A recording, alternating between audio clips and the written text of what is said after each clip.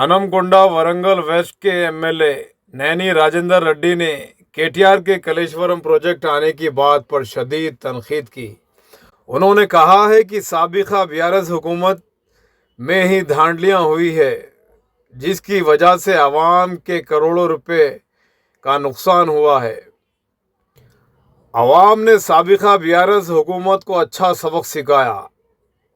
आइए देखते हैं उन्होंने मजीद क्या कहा। కేటీఆర్ గారు నిజంగా కూడా మీకు అసలు ఏమీ బాధ సిగ్గు ఏం అనిపించట్లేదులేండి.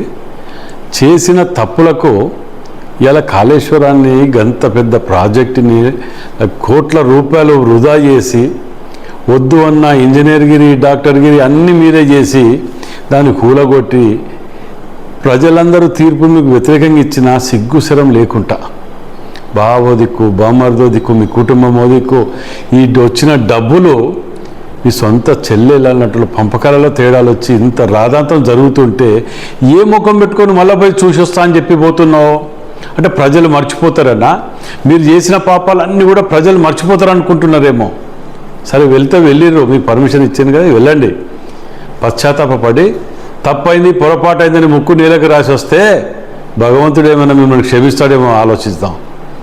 మీరు చేసిన ఆర్థిక విధ్వంసం, తెలంగాణ రాష్ట్రంలో ఆర్థిక విధ్వంసం, మీరు సృష్టించినటువంటి విధ్వంసాన్ని ప్రజలు ఇంకా మర్చిపోలే, అనుభవిస్తున్నారు. ఇవాళ ఇంకా తెలంగాణ తెచ్చినట్టు పాత్రదారులు కూడా అందరు ఉన్నారు కదా, పాత్రదారులు గారు అని మీకు అవకాశం ఇస్తే అంతకంటే ఆంధ్రోళ్ళ కంటే ఎక్కువ సర్వనాశనం చేసిన మీరు ఇలా ఏ ముఖం పెట్టుకొని పోతున్నారు అక్కడికి?